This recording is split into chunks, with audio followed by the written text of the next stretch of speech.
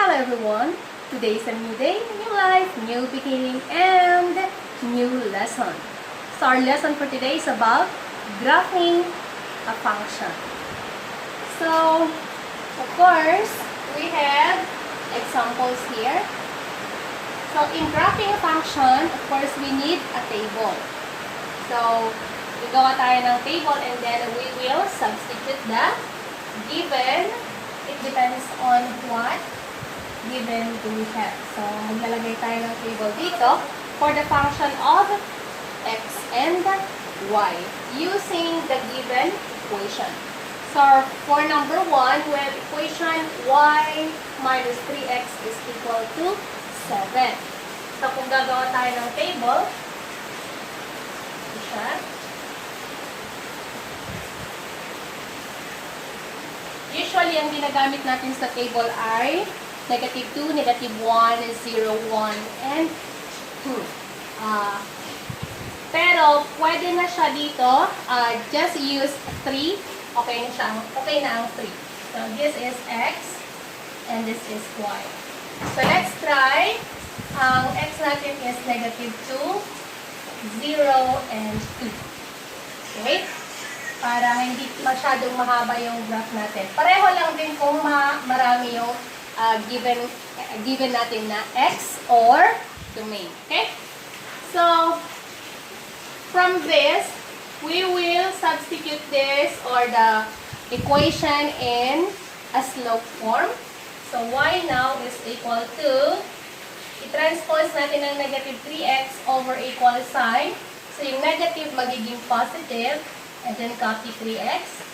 And then, since 7 hindi natin ginalaw, nasa right pa rin ang equal sign. So, just copy positive 7. So, eto na yung slope form, which is y is equal to mx plus p. Now, we can use this. We can write it in a function notation, f of x. Okay, palitan lang yung y ng f of x is equal to 3x plus 7. So, yung x natin ay negative 2. So, f of negative 2. Ibig sabihin nito ay lahat ng x dito, papalitan natin ng value ng negative 2. So, we have 3. So, ang x natin ay negative 2 plus 7. So, we have 3 times negative 2 is 6 plus 7. Sorry, this must be negative kasi positive times negative is negative. Rules in multiplying unlike sign, the answer is always negative. Okay, so positive times negative is negative. So 3 times is 6 plus 7. Now, the rules of adding unlike sign, you're going to copy the sign of the greater value, which is 1. Positive, and then subtract the number. 7 minus 6 is 1. That's why we have positive 1 or simply 1. So, ito ay 1. Next, kunin natin ang 0. The same way, f of x, ito na ang gagamitin natin. Okay? F of x is equal to 3x plus 7. So, next is 0. F of 0 is equal to 3. Palitan natin yung x ng 0 plus 7. Therefore, ang f of x natin ay 3 times 0, 0 plus 7. So, 0 plus 7 is 7. Therefore, this is 7. Now, are we going to continue doing this one? No need. Okay. Pag meron na tayong 2 values here, pwede na nating hulaan kung anong sagot nito. Paano? Since we're using the same equation, pareho lang yan ang magiging sagot by getting the difference. So, 7 minus 1 is 6. Ibig sabihin, nag-add lang tayo ng 6. Let's try. So, let's start from 1. 1 plus 6 is 7. So, next, 7 plus 6 is 13. So, ang susunod ay 13. Okay. Maybe nagtataka kayo or nag-worry kayo if it's correct or not. So, to check whether it's correct or not, so let's compute. So, f of, ang x natin ay 2 is equal to 3x plus 7. So, change natin si x ng 2. So, 3 times 2 plus 7. So, 3 times 2 is 6 plus 7. 6 plus 7 is equal to 13, which is 13. Okay, ulitin ko. Pag nakakuha na kayo ng dalawang value ng range or y, makukuha na ninyo yung mga susunod pang answer by subtracting the two value of or values of y. So, kung nakuha nyo na yung differences nila, then mag-add na lang kayo. Okay? Okay. So, erase na natin siya. Erase na natin to para maluwang. So, may 7 and then 13. Now, next, i-graph na natin ito sa, gumawa na ako nito para hindi tayo mahirapan or tatagal sa, masyadong matagal yung video. So, negative 2 ang x. Ang x natin ay yung pahiga. At saka yung y natin ay yung patayo. Okay? So, negative is on the left side ng x. Positive ay on the right side. And ang y, negative sa baba. Positive sa taas. So, ang x ay negative 2. Ang y ay 1. So, dito lang. X is 0. Y ay 7. Ay dito. And then, x is 2, and then y is 13, nasa taas. And then, connect the 3 points. That is a straight line. Okay, that's it. And then, don't forget to label your answer by substituting the original or this one, it's okay. So, let's use the original one. Y minus 3x is equal to 7. Okay, so that's for, that is the graph for number 1. So, kung ang graph ay pataas siya going to the right, then ang ating slope ay positive. Paano natin malalaman ang slope?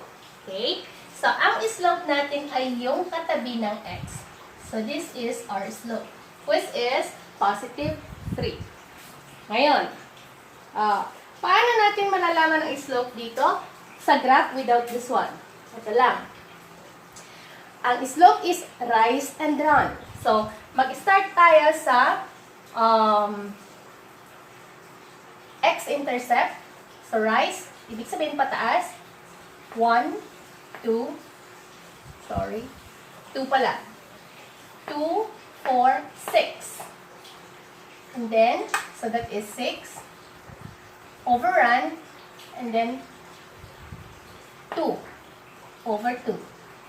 So, 6 divided by 2 is 3. That's why we have 3 sa ating slope. Okay. Iniisa ko na lang kasi your lesson is in addition with slope also. Graph, how do you get the slope in a graph? Okay, for example, number 2, we have here. Again, first step is, gagawin muna natin siya in a slope form. So, isolate natin si y. So, 4y is equal to, ililipat natin to over equal sign. So, kung nilipat natin siya, magpalitan ang sign. So, positive magiging negative 2x. Then, just copy 8 kasi hindi naman natin siya inilipat. Next, since si y may katabi siyang malaking number, so, divide natin siya kung ano man yung number sa tabi niya. So, 4 and 4. So, cancel. 4 divided by 4 is 1. So, cancel na lang siya. Natira is y is equal to 2 and 4 are both divisible by 2. So, 2 divided by 2, magiging 1. 4 divided by 2, magiging 2. Negative. And then, x plus 8 divided by 4 is 2. So, eto na ang equation natin in a slope form. So, gawin natin siyang susunod na step. Gawin natin siyang function notation. F of x is equal to negative 1/2 x plus 2. Okay? So, eto na ang gagamitin natin ngayon to make a table. So, gawa tayo ng table gaya ng nasa taas. So, we just need 3.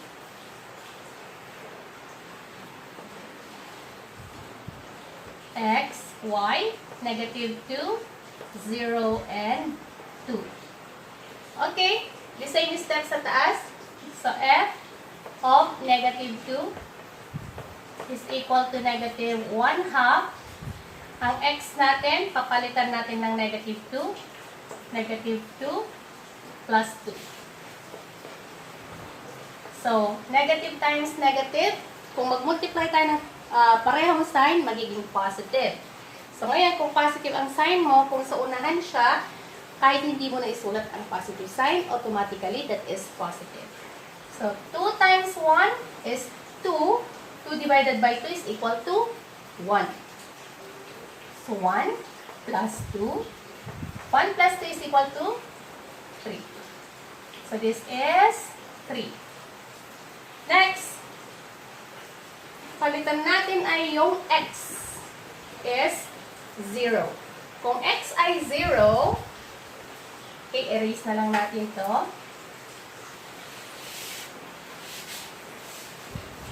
Kung ang x ay 0 is equal to negative 1/2, change natin si x ng 0 plus 2. So, 0 times negative 1/2 is equal to 0 plus 2. 0 plus 3 is equal to 2. Therefore, it is 2. Next. Okay, so mayroon na tayong value ng range na dalawa. So, 3 and 2. Anong gagawin natin? Subtract lang natin siya. So, 3 minus 2 is equal to 1. So, ang differences nila ay 1. So, 3, 2, and then this is 1. Okay? So, i-graph na natin siya since meron na tayong pair of points. Okay? So, ang x is negative 2. Ang y ay 3. So, taas, 3. Ang x is 0, y is 2. And then, x is 1. X is 2. Y is 1. Okay. Then, connect the points.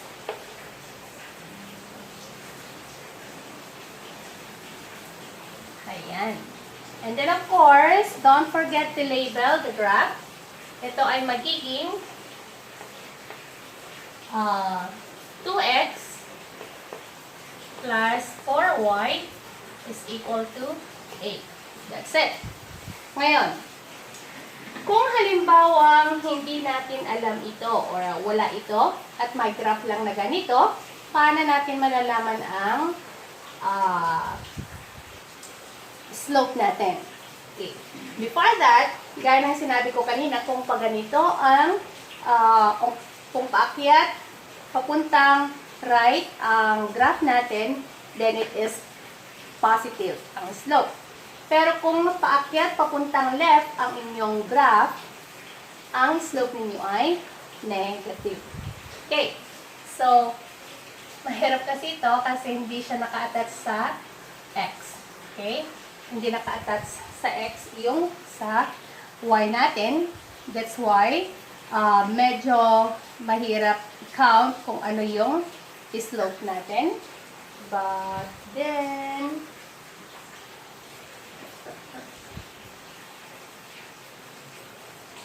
so, dapat kasi naka-attach yung graph natin sa x para makita natin. So, hindi natin makikita dito. Maybe in the next examples. Pero ang slope natin dito ay negative 1/2. Kasi ito yung katabi ng x. Okay, so for example number 3, we have negative x plus y is equal to 5. Again, we will start with making this into equation or slope equation. Ano ba yun? Okay, for example number 3, we have negative x plus y is equal to 5. So let's start with making this equation into slope form. So isolate y. Y is equal to transpose negative x over equal sign. Palitan ang sign. So negative magiging positive. Then copy x. Then, since hindi natin nililipat si 5, so kopyahin lang siya. Okay, so ito na ang ating slope form. Ngayon, papalitan natin siya into function notation. So, f of y, or f of x I should say, f of x is equal to x plus 5. So, by using this, magta-transpose na tayo dito. So, f of negative 2 is equal to, ibig sabihin, palitan natin si x ng negative 2. So, x, negative 2 plus 5. Adding unlike sign, copy the sign of the greater value. So, mas malaki si 5, kaya positive tayo. Now, subtract the number. 5 minus 2 is equal to 3. Therefore, this is 3. Next, the same one, f of x, which is 0. Palitan natin si x ng 0. So, 0 plus 5. Then, 0 plus 5 is equal to 5. Okay, so meron na tayong dalawang value. I-subtract lang natin siya para makuha na natin yung mga susunod na value para hindi na tayo mag-compute. So, 5 minus 3 is 2. So, mag-add lang tayo. 3, 4, 5. Correct? 5, 6, 7. So, 2. Okay, nakuha ang technique. Ganyan lang siya. So, kung magko-construct kayo ng table or graph, of course, kung gagawa kayo ng graph, I should say, using a given equation, gagawa lang kayo ng table, kahit ilan yan, basta meron na yung dalawa, basta ito ay constant yung haba niya, okay? Like for example, 2, 1, 0, negative 1, 2, ganyan. Susunod-sunod. Follow lang ninyo and then subtract. Now, let's graph. So, negative 2 and then positive 3. So, andito si 3. Negative 2. Next, 0 and 5. 0. Andito si 5. And then 2. 2. 2. At saka, oh wait. Parang mali. Sorry guys. Baliktad tayo. Bakit 5? At bakit 2? It must be 7. Sorry. 3, 4, 5, 6, 7. Bakit to sinulat ko? So, it must be 7. So, and then 2. And then 7. This one. So, straight line. I-graph natin siya.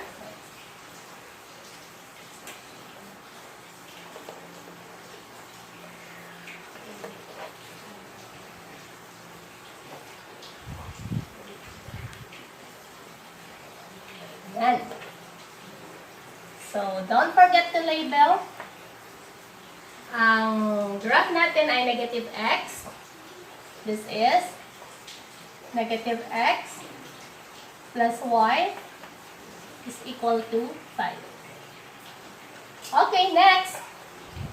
Anong slope natin?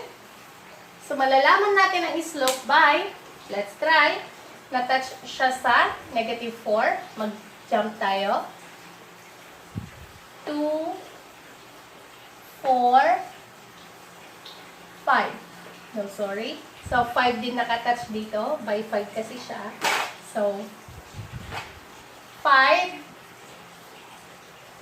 2, 4, 5. 2, 4, 5. So, 5 divided by 5 is equal to 1. So, 1. Okay. So, ang ating slope is 1. Walang nakasulat na number, it means to say that is 1. So, ganun lang siya. Next, number 4. So, ito ay positive ang slope kasi nasa papuntang right. Number 4, y plus 5 is equal to negative 2x. So, una, isolate y para makuha natin ang y or slope-intercept form. Is equal to, copy lang siya kasi hindi naman natin inilipat si x. And then, transpose natin si positive 5 sa kabila, magiging negative 5. So, ito na yung slope-intercept form natin. And then, change natin siya into function form. So, palitan natin si y into f of x is equal to, copy lang, negative 2x minus 5. And then, palitan natin si x kung ano yung value doon. So, f of negative 2 is equal to negative 2. Ibig sabihin, lahat ng x, palitan natin ng negative 2.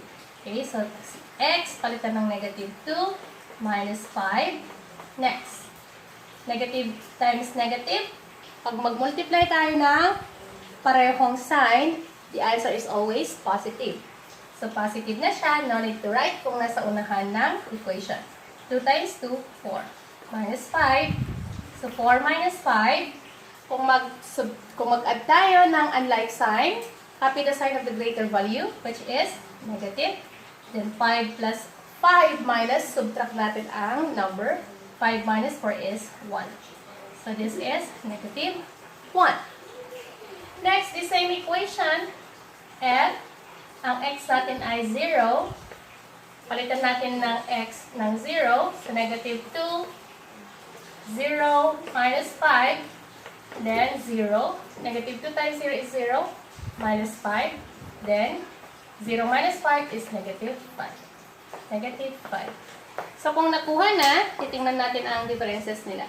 Negative 5 minus negative 1. Let's try. Negative 5 minus negative 1. Negative 5. Negative, negative, positive 1 is equal to negative 5 plus 1 is equal to negative 4. Oh, sorry, bakit naging negative pa? Basta ang count natin ay 4. Sorry. Okay? Let's try to count. Anong mas malaki?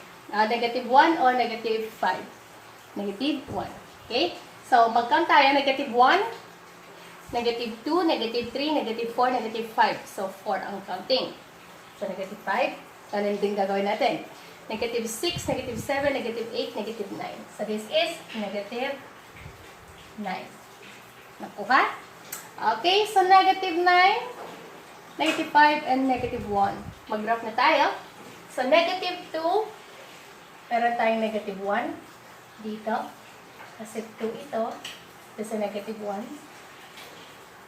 And then, 0 ang x, negative 5. And then, 2 ang x, negative 9. So, ang graph natin ay pabaliktad. Pa-left siya. Ayan. So, we will label the graph. We have y plus 5 is equal to negative 2x. Okay, so let's check if our graph is correct. So, ang graph natin, ang x natin is 2. So, this is 2 and this is 4. So, rise and run. 2, 4, 2. So, 4 divided by 2. This is negative, sorry, negative 2. Positive divided by negative is negative. 4 divided by 2 is 2. So, negative 2 ang slope natin. So, ang slope natin is negative 2. That is correct. Okay, so for example number 5, we have 3x plus 2y minus 4 is equal to 0. So, again, first step, isolate natin ng y following the slope-intercept form. So, 2y, is equal to transpose 3x over equal sign. papalitan natin yung sign niya. Positive, magiging negative 3x. And then, si negative 4 transpose sa kabila, over equal sign. So, yung negative, magiging positive 4. Okay. Ibig sabihin, lahat ng ililipat sa kabila ng equal sign ay papalitan ang sign. Since ang y ay 2 ang katabi niya, dapat ay 1 lang. Kaya, i-divide natin both sides by 2. Kung ano man yung number na katabi ng y, yun din ang i-divide natin both sides. Left and right of the equal sign. So, ang natira, 2 divided by 2, magiging 1. Then, copy y. Next, negative 3 half x plus 4 divided by 2 is 2. So, eto na ang slope-intercept form natin. Next, gawin natin siyang function notation. So, f of x. So, function notation, papalitan si y ng f of x is equal to, copy, negative 3 half x plus 2. And then, palitan si x, f of, okay, f of, sorry, hindi pa pala tayo nakagawa ng table. So, ang table natin ay x and y, negative 2, 0, and 2. So, negative 2 is equal to, ibig sabihin, lahat ng x dito sa equation ay palitan natin ng negative 2. So, negative 3 times negative 2 over 2 plus 2. Next, negative times negative. Pag nag-multiply ng the same sign, magiging positive. So, negative times negative, positive. 3 times 2 is 6 over 2 plus 2. 6 divided by 2 is equal to 3 plus 2.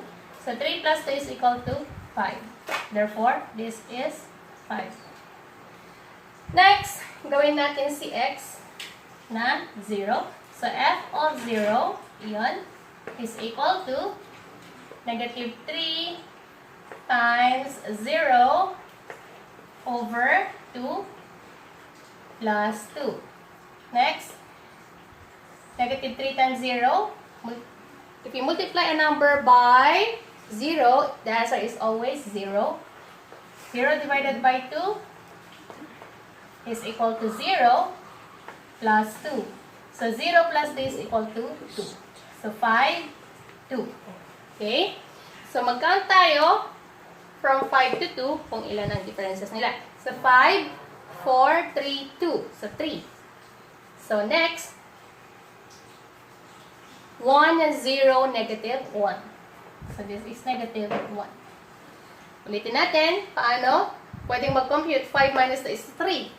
Okay? So, 5, 4, 3, 2. Correct. Next, 2, 1, 0, negative 1. So, negative 1. Okay, next, graph na natin. Negative 2 is x and 5, y.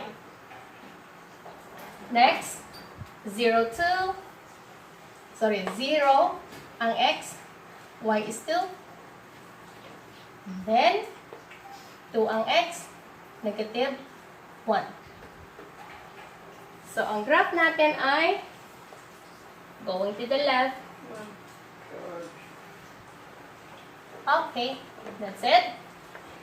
And then, of course, label 3x plus 2y minus 4 is equal to 0.